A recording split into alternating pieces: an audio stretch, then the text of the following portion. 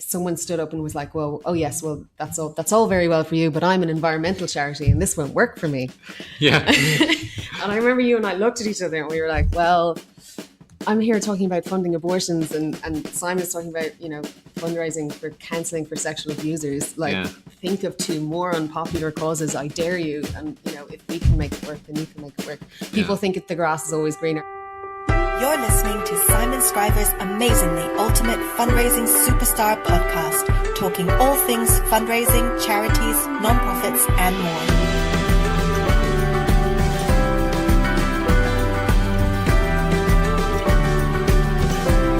Here's your host, as always, Simon Scriver. If you've seen me speak before, you've probably heard me quote this woman today. Her name is Caoileann Appleby, and the quote of hers that I love, that I always use in all of my workshops, is, "The things that matter most to your donors don't depend on big budgets and lots of staff." And so I wanted to delve more into that and more into her whole approach to donors and some of the research she's done. And so today I have with me Caoileann Appleby. Hello, Caoileann. Hello, Simon. How are you? I'm good. Yeah? Yes, I'm good. Thank you very much for coming on this podcast for absolutely, honestly, the first time, and we didn't fuck up the recording. And, never seen before. Yes, absolutely. Yes. So this is a complete premiere. Yeah. Caoileann, who are you? I'm a strategy director at Ask Direct in Dublin. So I work with our clients here to work on their strategies and their tactics. So thinking long term, what they need to be doing, what their goals are, what their goals should be, and how they need to make those happen. And you're kind of responsible for the blogging and the newsletter from Ask Direct. You put out some really interesting stuff. Yeah, it's not only me, but it is at the moment mostly me. Yeah. Yeah. Okay. So it's fun. I mean, I enjoy writing a blog post. And your perception or your view often seems to be centered around what donors want and what they actually want and what they're going through. And I love that kind of stuff. This is obviously a big part of your business. Yeah, absolutely. And it feels like, so I wrote a blog post because I was in Scotland. When was I in Scotland? I want to say October or November, speaking to a small group from the IOF Scotland. And I was talking about kind of small charities, which is obviously a drum that you bang as well. We've been known to play together at conferences. Yeah. So I was talking about small charities and how they can make the most of kind of the giving cycle, asking, thanking, and feeding back properly. And one guy there quite rightly asked me, we've been talking about this as a sector for a long time, and why are we still so bad at it? So I wrote a whole blog about that because I was like, yeah, you're right. We get sick of saying it often, as an agency and as fundraisers to the wider charity, like we need to be taking care of our donors properly. And we've been saying it decades, like how long ago did relationship fundraising come out, which is like, the text, and yet we're still not getting it right. And why is that? Why do, when we go to conferences, people are still saying send a thank you letter within 48 hours? Yeah. How is that not kind of canon now? Yeah, I know. I think, what I wrote about in that post is I think people are looking for what Tom Ahern calls the shiny new thing. And a lot of the time this comes from outside the fundraising department as well. So maybe it's the board, or maybe it's a chief executive isn't a fundraiser. They're like, we need to improve our fundraising. We need to do something new. And actually most improvement, most of the time in any industry, not just fundraising, but it comes from making incremental changes with big effects. So in that blog post, I made an analogy to powerlifting, which is another passion of mine, of, there are no quick fixes most of the time. To get better at something, to get stronger at something, you need to do it over and over again, and you tweak something small and you do that and you say, okay, well, now that I've tweaked that, I can do this change. But you can't walk in to a gym and expect to go from squatting the bar to squatting your body weight with no training or any incremental change in between. Yeah. So that's one of the things I talk about in that blog post, is people just don't believe that doing simple things well over and over again can have such an effect. Yeah. We're constantly chasing, what's new, what's innovative. Let's do lead gen and not talk to our direct mail donors. It's frustrating. It's and I think as well that another factor related to that is we're still really bad at long-term tracking and long-term thinking. We're focused on, a lot of the time we're focused on what are we doing this year, not what are we doing in the next 5 or 10 years as fundraisers. Even if the organization might have a 5-year plan, fundraising isn't part of it. Fundraising is just given it afterwards and said, okay, now you have to fund the money to do this because that's what we've decided. So all of these things have long-term effects, and you'll see those when you're able to track long-term. But if you don't have the database set up in a way that enables you to do that, if you don't have anyone in your charity who can work your database to show you the lifetime value of people who are properly thanked and properly fed back to over time, you're not going to see the effect. And therefore you're going to go for the thing that gives you the best campaign ROI, even if it isn't the thing that gives you the best lifetime value. It feels like sometimes like the incremental changes and the stuff, a lot of the stuff you talk about doesn't always feel like it lines up with the mission. So the mission is a big thing. You're trying to change the world, you're trying to end world hunger, you're trying to bring in all these services in. And do we sometimes shy away from the small incremental retention changes, the donor care, because it's like, well, this isn't going to blow the world away. Yeah. This isn't a nice bucket challenge. This isn't big and exciting that everyone's going to get involved in.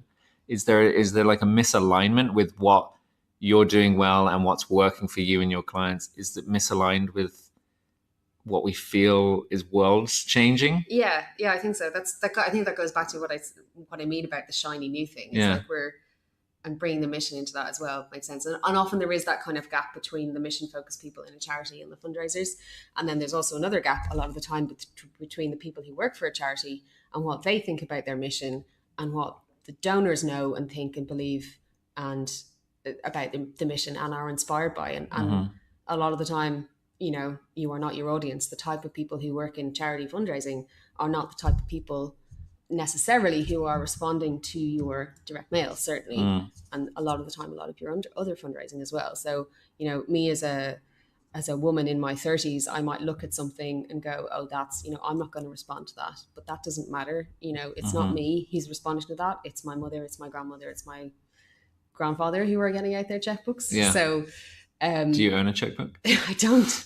I think the last time I owned a checkbook was when I worked in the States for a summer. Yeah. And for some reason they gave us all checkbooks. Well, they're big into checks in America. Yeah. I don't know. I almost kept it as a memento, but then I couldn't make it work with the weight of my bag. This seems to be like one of your skills. The impression that I always get that makes you an excellent fundraiser is this skill of knowing what donors want, or at least not assuming you know what donors want. Yeah. There's two strands to it. I think one, I always get the impression that you have a bit of intuition, which I want to ask you about, and maybe you disagree with. But the other side of it is the research side of it. And you spend a lot of time and energy actually researching what donors really want compared to maybe what we assume they want or what they say they want even. Yeah. So you published some research, or you started to share kind of snippets of research you did with Blue Frog. Yeah. About what donors actually want in Ireland compared to other types of donors. Yeah. How did that go for you? That was really interesting. I mean, the research side is really something I'm passionate about. I'm a big nerd. I have a master's degree in cognitive science. I like digging into papers and seeing what's going on. Wow. And so the research we did with Blue Frog last summer was actually the second in a research program that we did jointly with Blue Frog. So the first one was looking at Blue Frog were particularly interested in mid-value donors. So I think that was done in 2016 or 2017. And then last year we were looking at specifically core donors. So that's the kind of the 80% of the file. The people who are giving you, your €10, €15 a month regular gifts, the people who are giving you, 50 quid every couple of campaigns. Yeah. Those people, Not the major donors, not the outliers. Not the major donors and not the mid-level donors. It's the ones, like I say, we use the Pareto principle here a lot in Ask Direct. So, 20% of your income comes from 80% of your donors and 80% of your income comes from 20% of your donors. So we were focusing on this research on the 80% of donors who are the majority of the files, but perhaps don't give as much proportionally. Yeah. Because it's part of a wider research in a few countries that Blue Frog were doing. And it's useful for us as an agency based in Ireland with mostly Irish clients to see what the differences are, because when I go to research, a lot of the research that's out there and that's available is based in the US or based in the UK. You know, we are a really, really small market and there's not that much Irish information out there. Yeah. I mean, when we did the most recent fundraising school event on like the legacy market in Ireland, really scrabbling around to try to find reliable figures on what the market is like. And you're relying on a few different sources who themselves are all relying on charity self-reported data or annual reports. So you kind of you're making a reasonable estimate, but it's still not robust. Yeah. So for us, it was really important that we have a sense of, you know, because we're relying on, you know, when we bring in research insights into our work, we're relying on stuff that's done in the UK being applicable here. And people in the UK, generalizing here, but many people in the UK assume Ireland is just a smaller, greener version of the UK that likes potatoes more. And, you know, there's a lot of things that we have in common with the UK, language mostly included, but there are differences as well. And it's the differences that we were particularly interested in uncovering, well that I find particularly interesting when we wrote it up. Because you're a fundraiser who has worked many years in the UK and many years in Ireland. And is it a different, beyond size, how different a market is it, or how different is a donor? Well, that was one of the questions that we were trying to answer, actually. I think definitely donors, you know, have more in common than they have, you know, than they are more in common than they are different. Yeah. I mean, one of the things, apart from size, one of the things that I always found very strange as an Irish person was the heritage and military charities in the UK. Yeah. And the power of their brands. Yeah. And, you know, because we don't have that same. So Ashley Rowthorne from Legacy Voice, who was over to co-present the legacy session with me, he was talking about the kind of the biggest charities from a legacy giving point of view, and brand is huge in legacy giving. And he was like, you know, the third largest charity in legacy giving is the RNLI. He was like, I don't know why. Heritage charity. Just people have this, like, but we don't have the same, I think because we don't have the same longevity of charity giving, perhaps as a culture. While we're very charitable, we don't, as institutions, as something that's separate from the church, we perhaps don't have the same cultural longevity. So I find out that's one of my first clients when I moved to London to work for Blue Frog was a military charity, and I found their stuff very strange. You know, they had a message from the Prince of Wales on the back of all of their response forms, and I was like, oh, this is you know. Yeah, this is very different. I find like military charities are fascinating because I mean, and maybe we have to be careful here, but I would personally never give to one. Yeah. Not that I wholly object to them, but there's just so many other things I would rather give to. Yeah.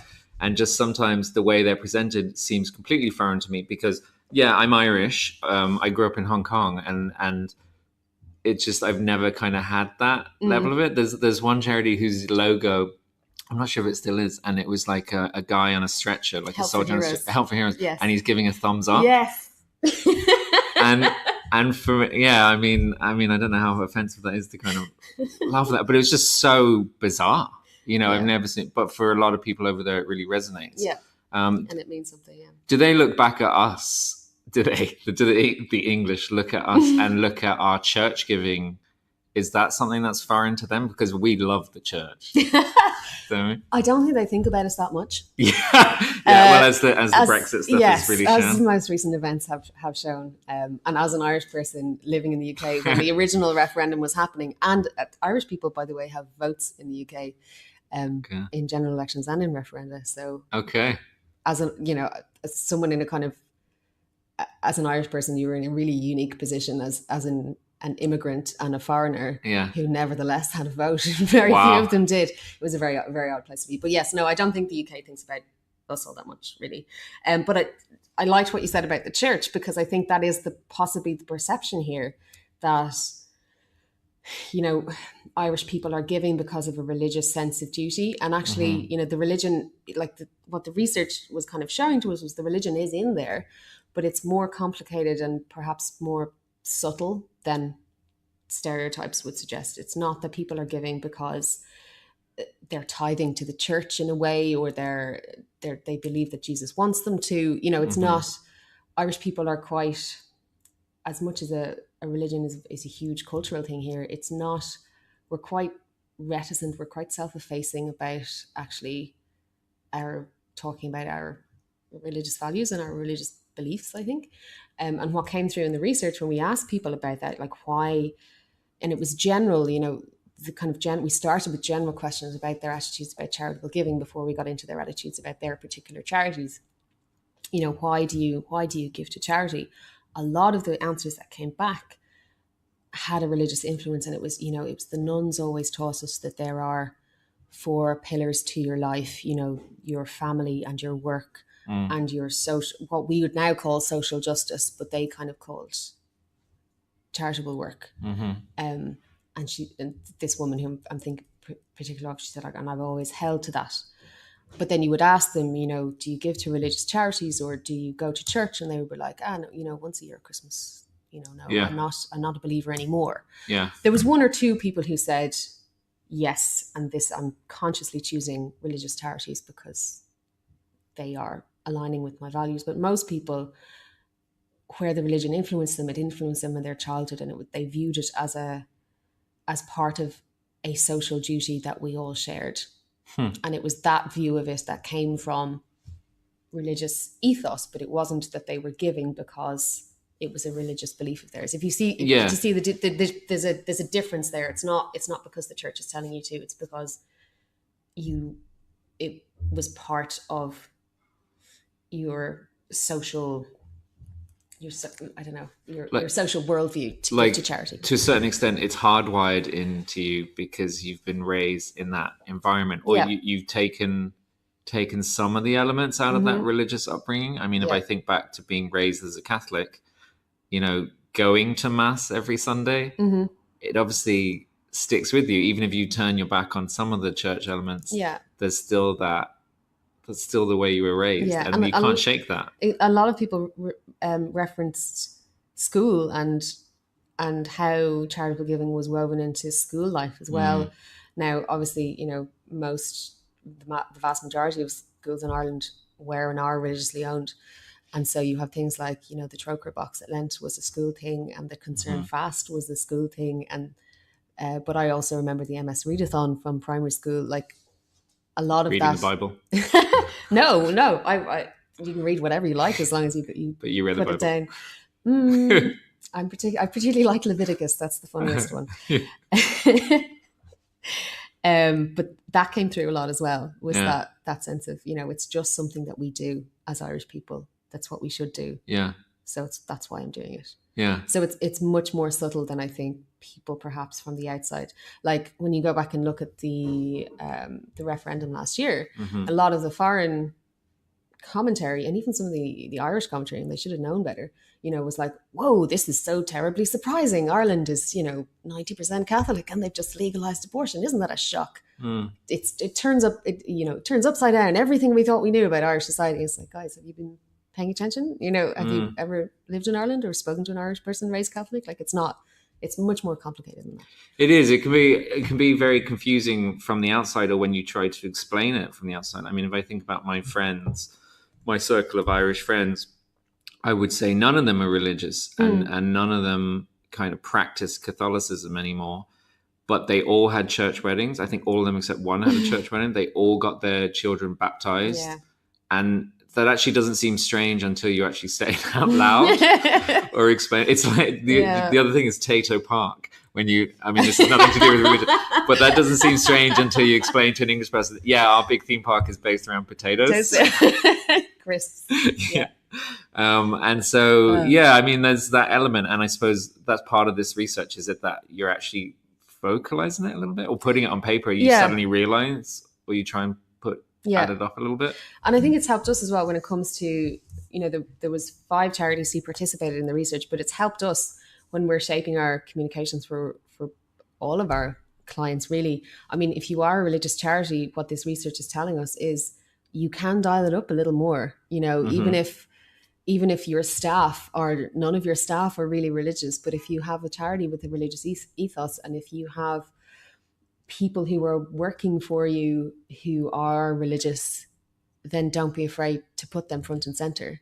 Like, you don't have to be ashamed of your religious ethos if that's what's happening. And we've seen, I don't think Colin from Tugger will mind me saying this, but we've seen really good response when we started dialing that religion up a little bit in our communications, you know, or, you know, putting a nun on the outer envelope. And she's, you know, we didn't, it's not a stock image of a nun, it's a real nun.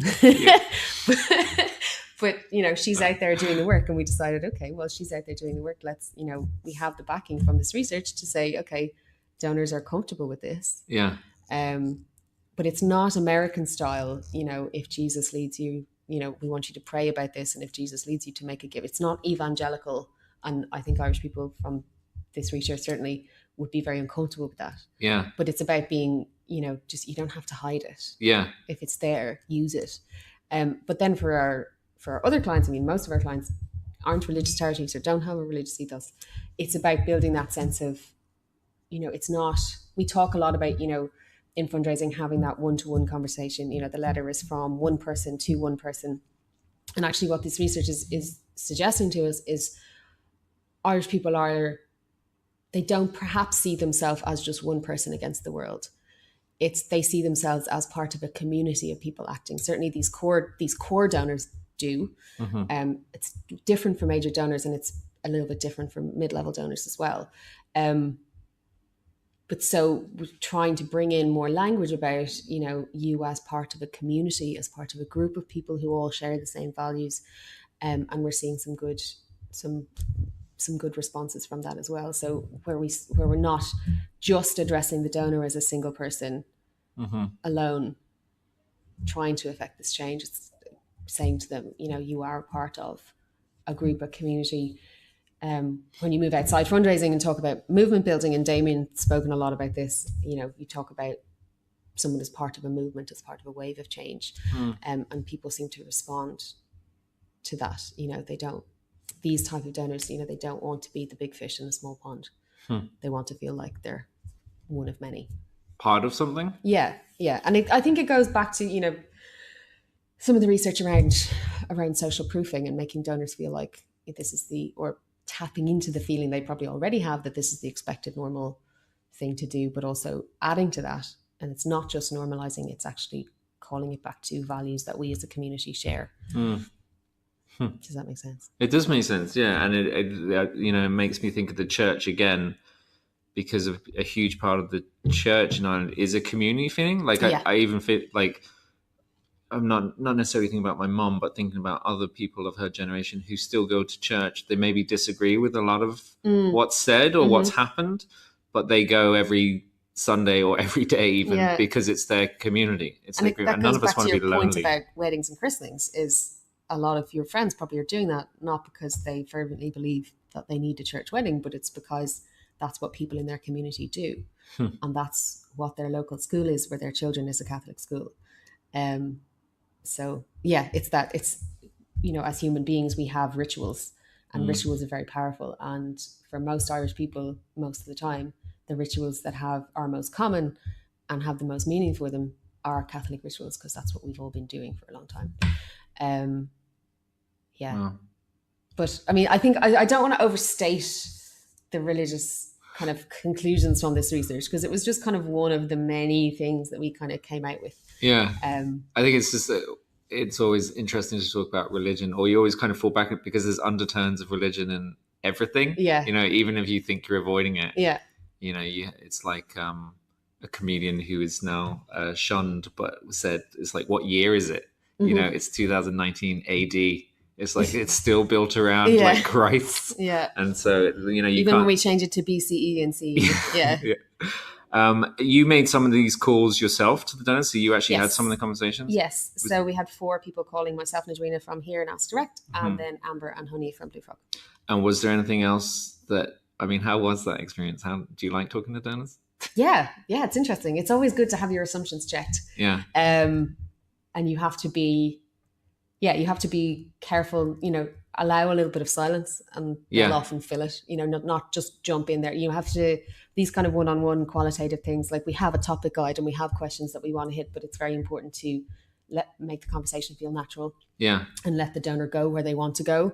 And so you as an interviewer have to be a good, active listening, but also going, okay, well, they've covered that. And then they've covered, this one from the page 3 of my topic guide. Yeah. But now we're bouncing back to page 1. So they don't follow your script. Exactly. Yeah. Exactly. And it's a very good lesson. And, I know this intellectually, but it's always good to get the reminder from someone of,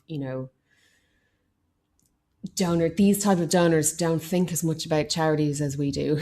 Yeah. We're working 9 to 5, if you're lucky, all day, every day on charity stuff. And they aren't, they've got other stuff, a lot of donors said to me things like, sure, all charities are the same. Yeah. Or having trouble, when I got their information, for example, as part of a certain charity's file, and ringing them and asking them, at some point in the conversation, why did you first start supporting this charity? Mm-hmm. They're like, I can't remember, no idea. Was it an ad? And I know the charity has never done a TV ad or hasn't done one in the last 10 years. Yeah. They don't remember. Yeah. That kind of thing. And they don't differentiate. Like, a lot of them had trouble differentiating between different homelessness charities, for example. So they don't think about it as much as we do. Yeah. But I think what it helped with is, I think it's that quote, is it by Maya Angelou? It's like, people will forget what you did and they will forget what you said, but they'll never forget how you made them feel. Have you forgotten the quote? Yeah, I think I'm paraphrasing. I might be paraphrasing, but that's it. It's like, they don't remember which pack they responded to 3 years ago. A lot of the time they don't remember which pack they most recently gave to, if they gave to direct mail. Yeah. But they remember things like, they gave me a phone call and they were very nice, or conversely, they rang me up and I felt pressured. They do remember things like that. And it really brought home, one of the other main things that I took away from this is the real importance of donor care. Mm-hmm. And one of the contrasts for Irish donors as opposed to elsewhere. And if you've ever, I don't know if you've seen Mark from Blue Frog presenting this research, but if you have, one of the favorite things he said when he presented it first was, he just kind of looked at the audience and he was like, you guys are just nicer than we are. do the accent. Irish people are so nice. I would never dare. I'm not doing impressions of Mark. I used to work for him. I'm still too scared. I know. But that was interesting as well. It's like their donor care expectations were lower than UK donors. Yeah. They didn't, they again, tolerated more. Like, they were much more forgiving, and they didn't want to be seen to be asking for anything almost. And these are core donors, so they are older people. They said things like, when we asked them about what communications they like and value, and probed about thank you letters or newsletters or that kind of thing, they would say things like, I'm sure the staff are very busy and they have better things to be doing now than writing me a thank you letter. It's fine. But at the same time, the charity in the sample with the best donor care had the best, most loyal donors. Yeah. And they said things like, they remembered the thank you letters, probably even more than the appeals. They said, oh yes, they invited me in and that was lovely, and I've been on a tour. Or they would say things like, no, they've invited me in several times and I do intend to go. I haven't gotten around to it, but I will go in now sometimes. One of those donors said to me, sure, if you so much as made them a cup of tea, they'd write you a lovely thank you card. So they do really remember, because I think possibly because their expectations are low, they do really remember what we as professional fundraisers would consider basic donor care. Doesn't feel basic to them. It feels really special. Irish people are subject to pretty shitty customer care from companies and stuff. And I think, what you're saying there is really interesting about when people think we're too busy to do this stuff, that there's like a flip side to that if you do it, it's really noticed, because well, God, they're so busy and they still made the time to write me this letter. So, and we know from our other research, so we've done a lot of, with Donor Voice, we've done a lot of donor commitment surveys with our clients, and consistently, where we look at what are all the different drivers of loyalty, what correlates, what kinds of contacts that donors have with you drive their loyalty and their value to you. And it's very interesting to see, like, and you can calculate then for the client the difference between, okay, well, if you convert 10% of your low loyalty donors to high loyalty donors, this is what's going to earn you over 5 years. It's lots of charts and slides. I love it. But consistently, I think we've done this kind of for 7 clients now. Consistently, the top 10 drivers of donor loyalty are donor care experiences. So it's things like, can I get my query answered? Am I thanked properly? It's what we, again, going back to our earlier conversations, what we consider the basics. So on the phone, they were saying things to us like, oh, I don't expect much.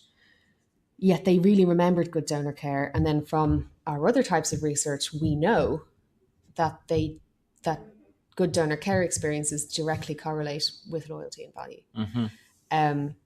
So yeah, that was probably the other big takeaway, was the difference in how they consciously think about donor care versus other countries, and then how they consciously think about donor care versus what we know from other Irish research.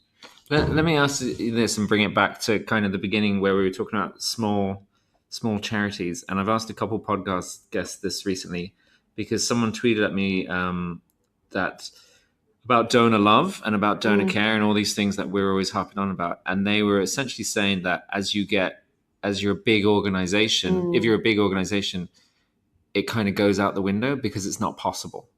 And I'm paraphrasing it to make it sound worse. Okay. But essentially they're saying, that's all well and good for a small organization to do handwritten thank yous, to do these lovely phone calls, to invite them in for a cup of tea. But if you're a big organization, get real, Caoileann.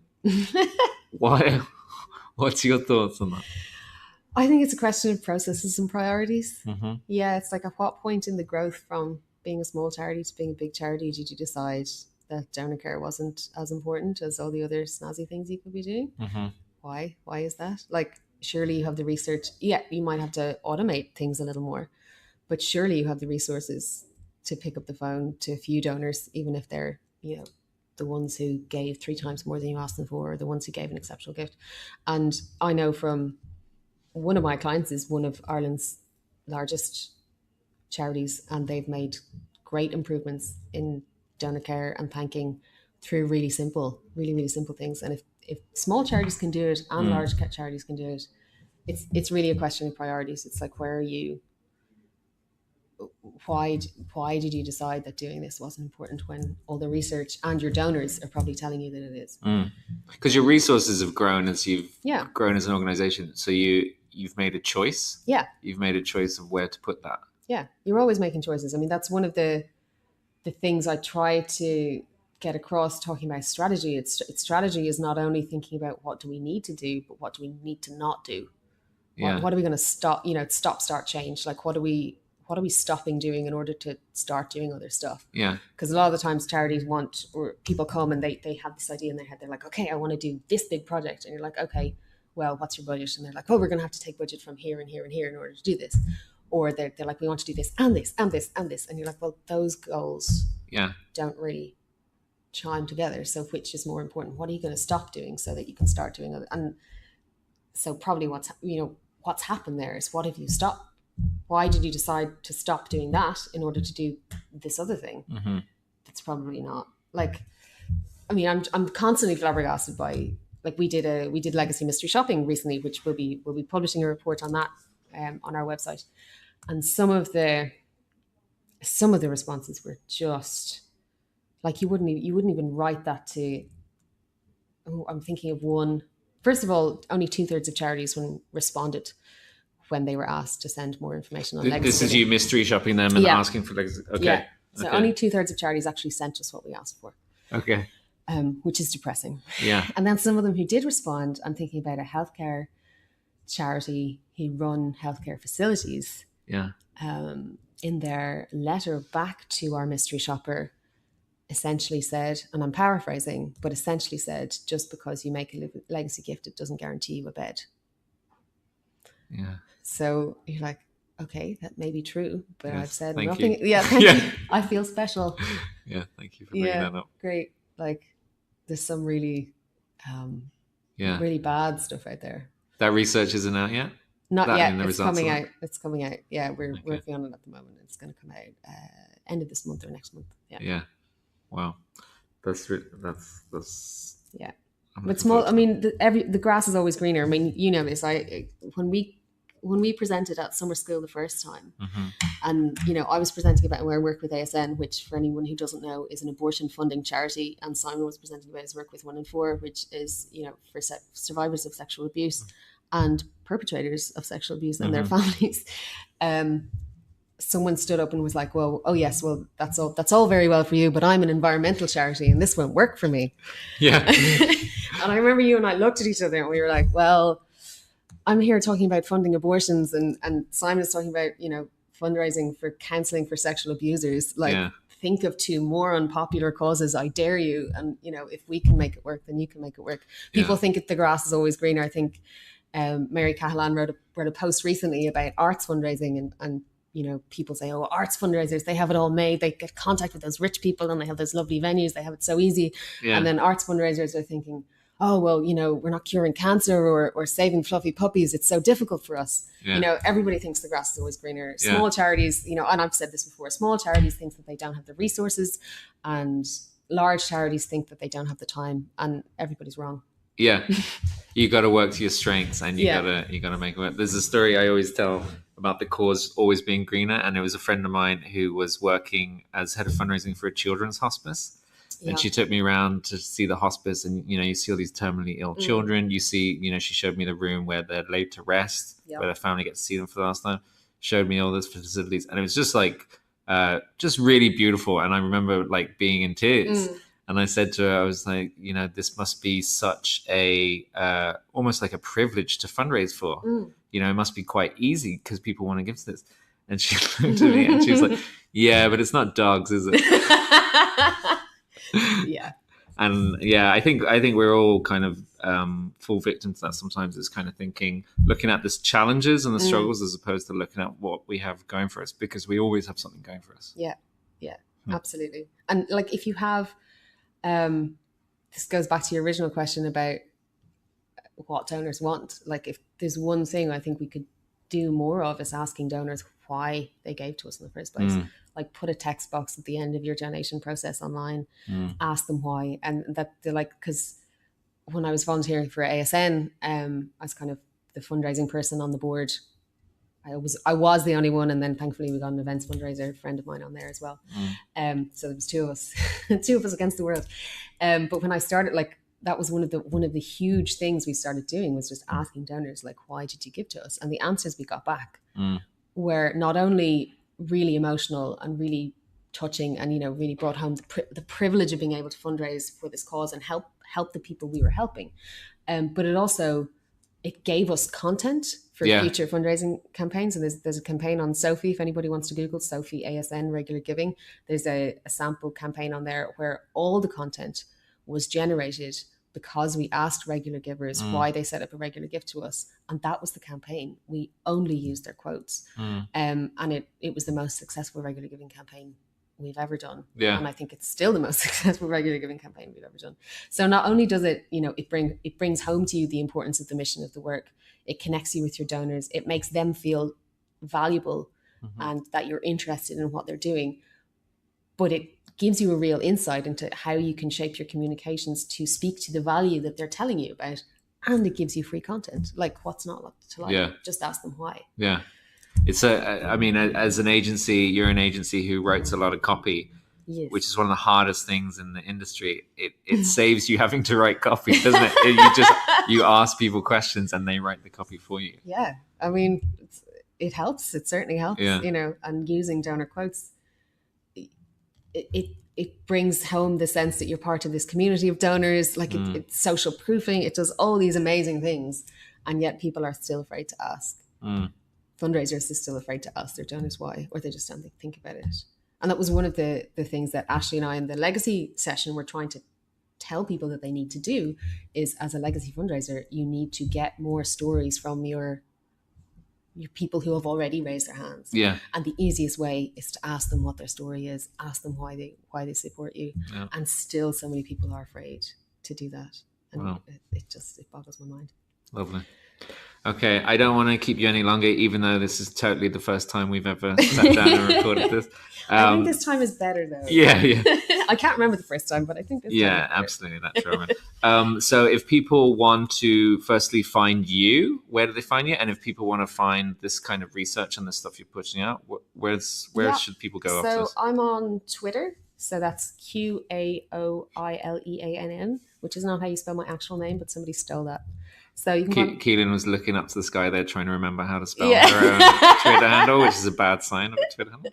So say that again, Caoileann. Very good. Yeah. So I'm on Twitter, LinkedIn as well. And then blogs, and you can is askdirect.ie/blog. And you can also sign up to our email newsletter on there as well, where we signpost to blogs, we talk about other events and stuff we're doing. So yeah, those are probably the main places for me. Thank you. And I will link to all of them in the podcast description. Final question for you is, how much do you bench press? Oh, my best bench press is 67.5 kilos, which is not very much. Oh, that's good. But it is more than body weight, so, Yeah. Wow. That's okay. That's impressive. All right, listen, thank you very much for joining me. That was really good. And I hope we can speak again when your next set of research and that mystery shopping stuff comes out, because that sounds amazing. Yeah. Cool. Thank you very much, Caoileann. Thanks, Simon. You've been listening to Simon Scriver's Amazingly Ultimate Fundraising Superstar podcast. Don't forget to subscribe and head over to changefundraising.com to learn more or get in touch with Simon. Or don't, whatever. You're big enough to make your own decisions.